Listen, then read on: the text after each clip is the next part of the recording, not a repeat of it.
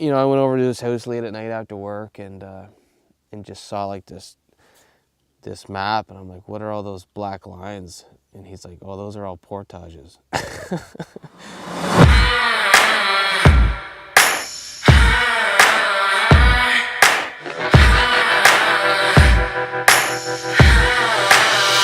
I stopped counting at like 20, and I said, okay, well, if you're feeling confident, I'll take your word for it.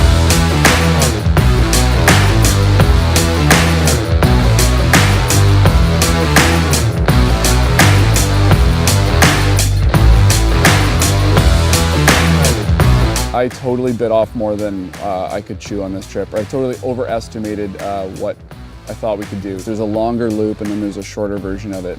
So I figured, well, we got 3 nights. Let's do the shorter one.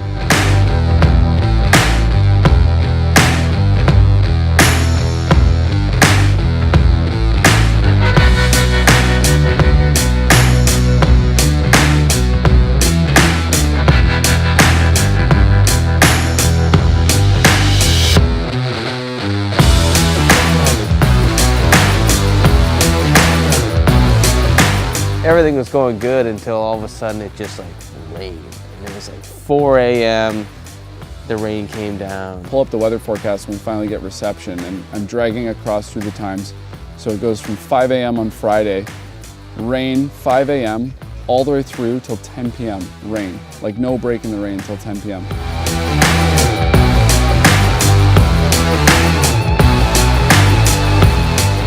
We kind of prepared for it. We set up the day before. There's a square tarp, lots of tie-off points. Robbie and I were able to sit comfortably under it, cook our food, wait for the rain to hopefully slow down, and keep our bags dry through the night too. So that was a pretty big plus.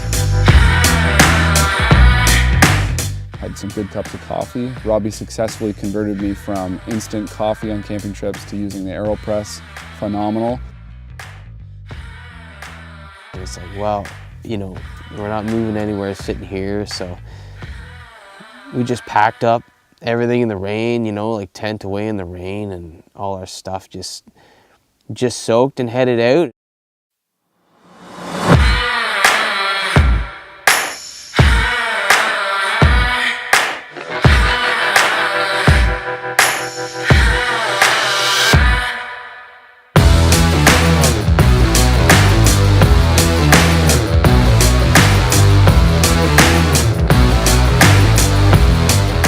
We had to, do like this huge long trek of the trip in basically in a day and a half to get out for Saturday night. But it just, we're looking at the weather and it's coming in at 45 degrees. And in the back of my head, I'm thinking, I'm wearing everything I have. Like it's all layered up. And so, my fancy Gore-Tex jacket I'm getting wet under that thing.